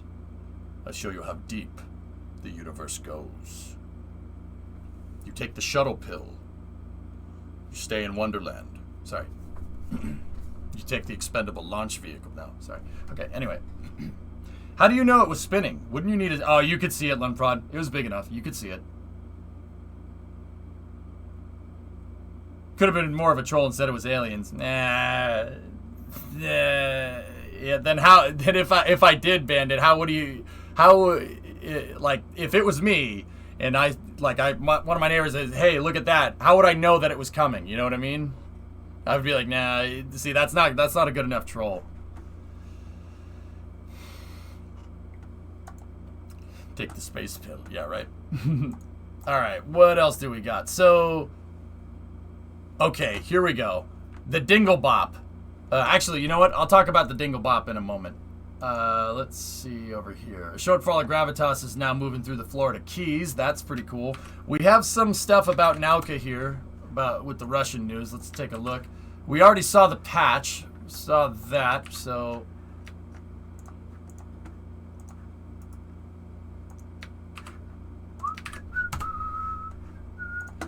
Alright, 6 o'clock. Alright, so go over here. Alright, so Chris G is saying, here we go, it's happening. Nauka's scheduled to launch on the 21st of July at 11 a.m. Eastern Time on the 21st. Okay. Yeah, we'll definitely be here for that. Piers removal from the ISS is on the 23rd at 8:45, and Nauka docking is on the 29th of July at 9:25 EDT. Sweet. Awesome. We talked about Nauka a little bit already. Nauka is the Russian science module that's going to be attached to the ISS very soon. It's the first big module that's been brought up to the ISS, like something that would change the shape of the ISS since STS-130. It's big mission, very high profile. The science module is carrying a bunch of science experiments, right? Also, it's carrying a European robotic arm, a European remote manipulator, which is another robotic arm for the ISS, which is really cool. Good stuff. The next thing here is coming from Mark Dornell.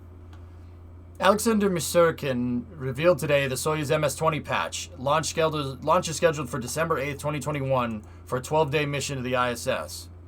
Yeah, Soyuz MS-20 is going to launch later this year with Yusaku Maezawa. Alexander Mishkin, yeah. I was about to say Mishkin, but Mishkin is a character from GoldenEye. And then Yoko Hirano. Yeah. Yusaku Maezawa, the same guy that's the Dear Moon guy. Got impatient. He wanted to prepare himself for space, so just bought a Soyuz seat for him and his buddy. Sucks that we're throwing one away. It's just Piers. Piers is old. It's fine. It's fine. They'll replace it. They'll launch Pritchel. So that's the little bit of Russian news there. And I'll axe that and check this out. So a Twitter user, Tomaseo, posted this. He calls it the Can Crusher, and it might be a use for the Dingle Bop. In fact, I think that it is. I think what we're seeing here is a dynamic testing stand. Yeah, all these little slats right here that we thought were going to link up to the launch pad should be hydraulic jacks that pull down on this. What this is designed to do is simulate dynamic load that would simulate maximum dynamic pressure, like on Super Heavy. It's designed to simulate that load and then some, because the rocket has the rocket motors pushing from the bottom, right? And then it has Starship on top of it, and Starship has pressure building up on the top, so it's pushing down on the booster that way. So this is a dynamic. I think this is right. Tomaseo did this correctly, I think. I think this is what this is supposed to be. It's a dynamic test stand. So it's going to resemble a similar type of test stand that NASA used to crush an SLS LH-2 tank.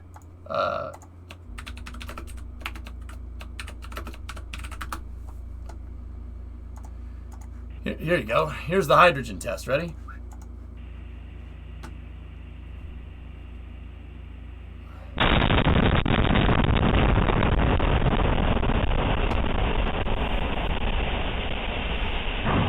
Just like that.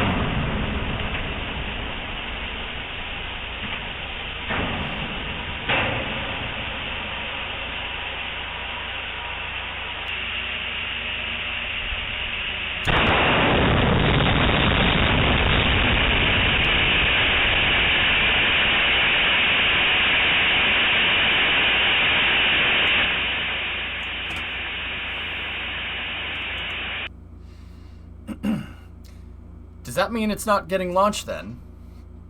So I think that's what they're gonna do. That's what makes the most sense here. So yeah, that's right, James. 260% of rated load for 3 hours. Boeing actually predicted when and how it was going to fail with a 3% margin of error, 3% deviation. 260% of rated load for 3 hours. That's how I know that SLS is designed for way bigger upper stages and way more powerful boosters because of that test right there. That's pretty cool, huh? Can you link that video? Sure. Yep. So, yeah, I actually read, because it's NASA stuff, they talked all about it when they first did it. That was back in late 2019. I think that said December 5th. 2019, so that was forever ago. It seems like a long time ago, huh? So yeah, I read the report. 260% are rated, which means the SLS could take a much bigger upper stage without much changes to the engineering, which is cool. So that kind of tells me that kind of told me at the time that Block 1B SLS with the bigger exploration upper stage would be coming around. And then coupled with the BOLE, the Booster Obsolescence and Life Expectancy Program, Phil Sloss article that we read from NASA Spaceflight yesterday, that tells me that we're going to, see much bigger stuff added to SLS over a long period of time. They're basically building that thing like a tank from the start. To be able to give it several pathways to upgrade different things and do a bunch of different stuff, which is cool. It kind of, makes it so you could do whatever you need to do with SLS. If you need to tailor it for a Mars mission or a lunar mission or a crew lunar mission or a cargo lunar mission, you could do that, which is pretty awesome. Why not just build an RS-25 with a vacuum nozzle? Why, it already has a vacuum nozzle. It's a hybrid nozzle, Hellfish. GSE is required to start an RS-25. You can't air start them. It needs to be on the ground to be started. What's that, DV? What you're building in Minecraft? What is that?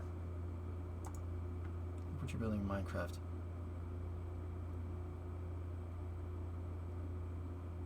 DV, I'm not 100% sure what I'm looking at there. Looks like maybe the Statue of Liberty? You look like Mario. Where's the red baseball cap?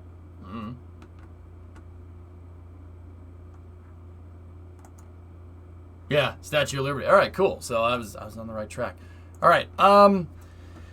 There is a Starship video around. I'm going to blaze through this real quick. It's 6:15, so we need to get into KSP. Booster number 3, they did install a Raptor on it. There is footage of that in here somewhere. There it is. I'm going to play this at 2x speed. They did install a Raptor on there, and we should be seeing some type of static fire with this thing tomorrow. They called off the test today for whatever reason. Booster 3 has Raptor Center 57, Raptor Center 59, and Raptor Center 62. So they got 3 engines on there, Thomas. Cool. And then they, of course, extended the crane for the 8th tower segment right there.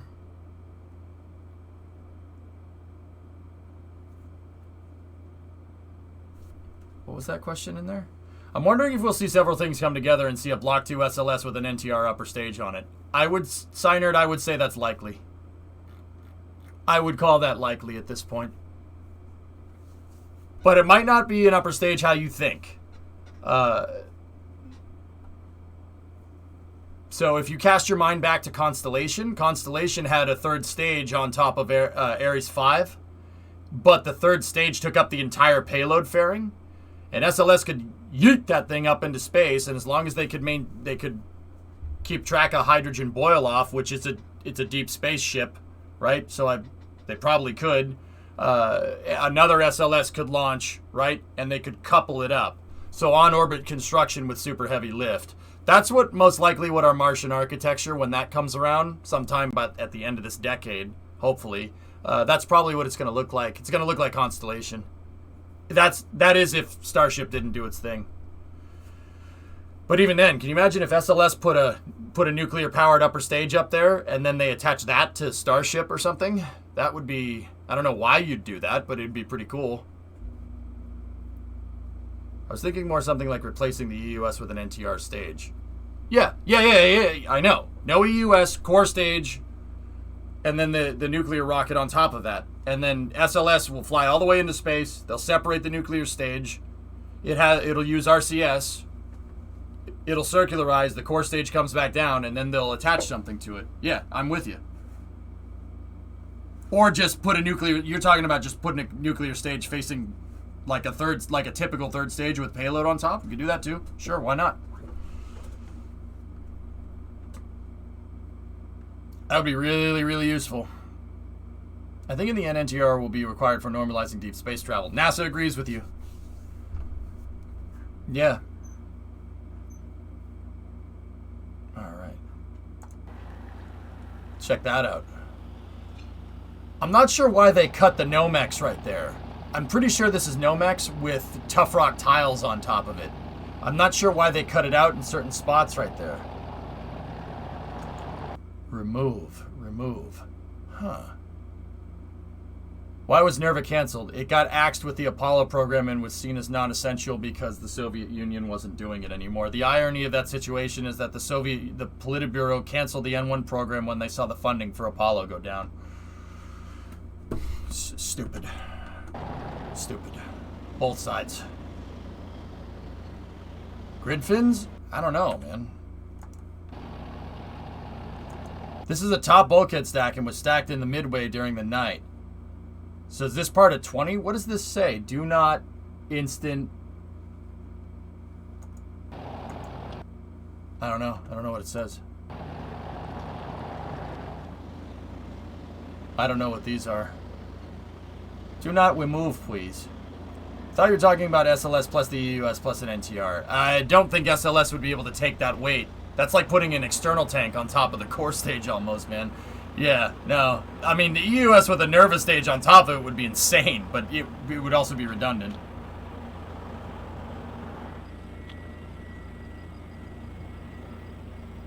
What's with the web? Was Spider-Man here? Yes. Do not install insulation or tiles. So, Thomas, my question is, what the heck would they be doing with this? And why are there tiles missing from certain spots? Like these spots, obviously, we could figure out why. Why are there tiles missing from all these spots here? That's strange.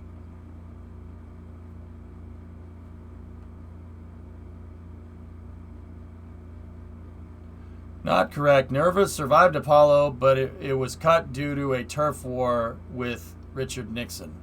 Good. Grand. Wonderful. Yeah. Yeah, that says do not install insulation or tiles, yeah. So this is like Nomex blanket, and then you have toughened unifibrous reinforced oxidized resistant. They're like a Mark II shuttle tile. They're version 2 of shuttle tiles. The X-37 uses these, or something. Probably not the exact same one. It's probably SpaceX in-house, but yeah, interesting. Something that I'm still noticing, see this right here? That's what you want with the tiles. You need even spacing. I'm still noticing that there's some off spacing here with the tiles, but that could be because it's not fully assembled. Could be like sensors or something? I don't know, man.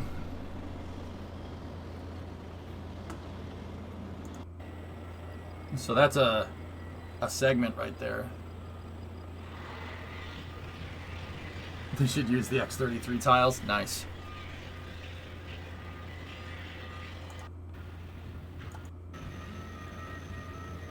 This is the liquid oxygen distilling tower right there, and they're working on the 8th segment here. I don't know, Errol, maybe. Discovery, go at throttle up. Miles, 30-month resub. Could act like a balloon. Yeah, probably, goalie.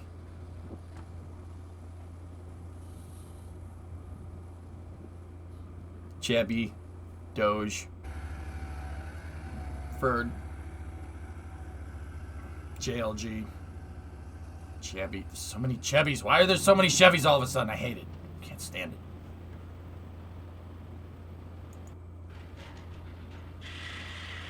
Cryo shells are coming along.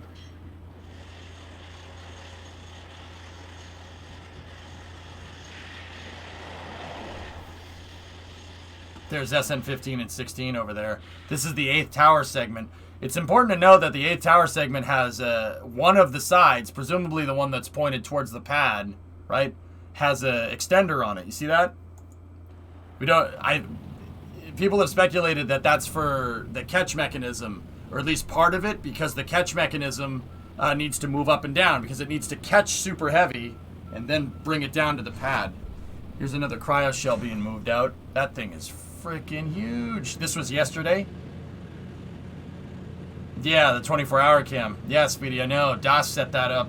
Did a lot of work to do it, too. Make sure you go over and support NASA spaceflight. Dude, you guys don't even want to know the amount of work that DOS did to get that thing done. And it's all a self-contained system, which is nuts. The cameras are solar powered. That stream is solar powered entirely. It never runs out of gas. Crazy, huh? These are wider than Starship MotoKid. Yeah, DOS did an insane amount of work, Zonku. It's really cool. The cryo shell was moved into the staging area on the tank farm. Yep. Yeah, these are 12-meter core. Yeah, that's right. Yeah, DOS is doing work, dude. It's part of the reason why he doesn't stream much. And why he does, I mean, the guy puts foot to tail for NASA spaceflight, and I'd say with the views that they get over on that stream, it pays off big time.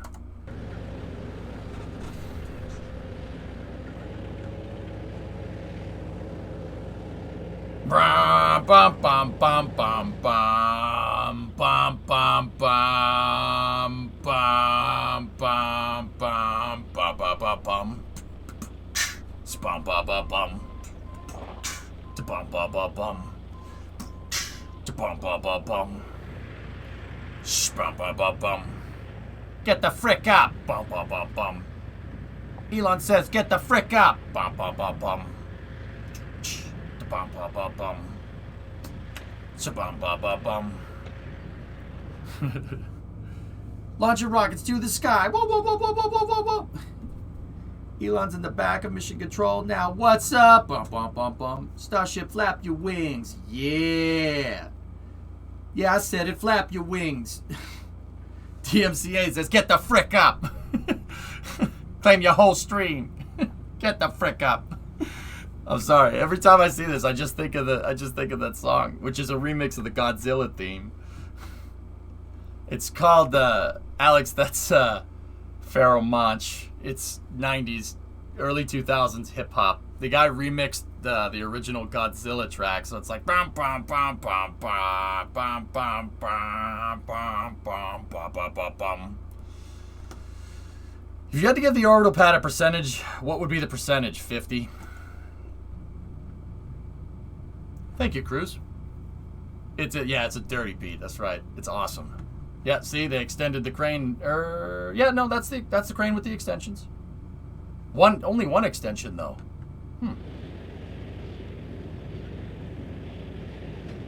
Hey. What's up? I was just carrying it on a damn gooseneck. I'll never get over that. I just load the dang thing onto the gooseneck. Whatever. They extended the main boob and the jib. Cool. I don't get why they don't have that crawler knifed down. Imagine accidentally dropping a Raptor. Dude, it looked like it tipped there. Did you see that?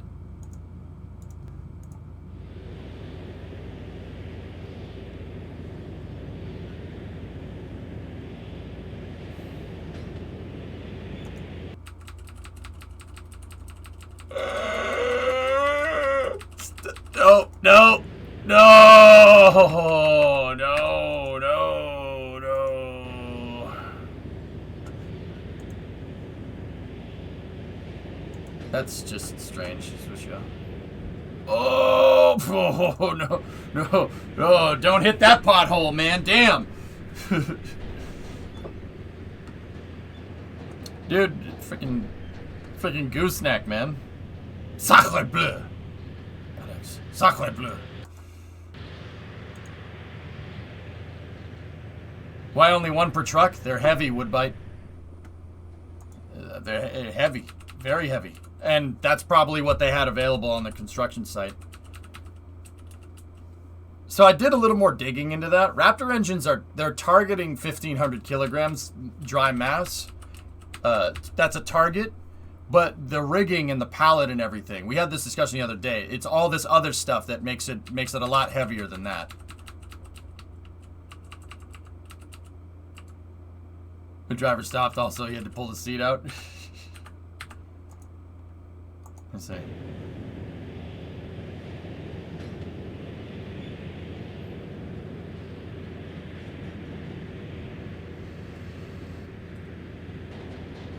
Yeah, that's definitely what happened. He was like, oh, no, no, no, no, no, no, no.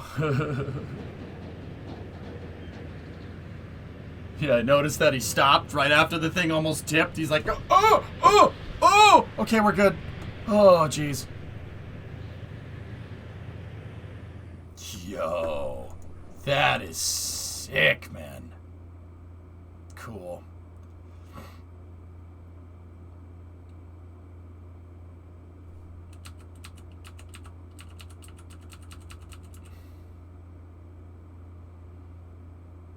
Dude, my heart skips a beat when we're towing something around in Kerbal and it tips a little bit. I'm like, no! I can only imagine what it's like with this. I would be like, you stand up there and you make sure that that thing doesn't move. I wouldn't fist this. I wouldn't. Don't do that. That's a bad idea. Anyway, awesome stuff, guys. All right, that's it for Space News. We're done. Kerbal time. Let's go see if I can fix my frick up that I did yesterday. Oh God, that was bad. I should just revert, but it's not how that works. So, where yesterday ended, I lost my prototype. I lost serial number 9 because I misjudged my reentry, my fuel needed for reentry, and I ended up losing control of the vehicle during reentry, which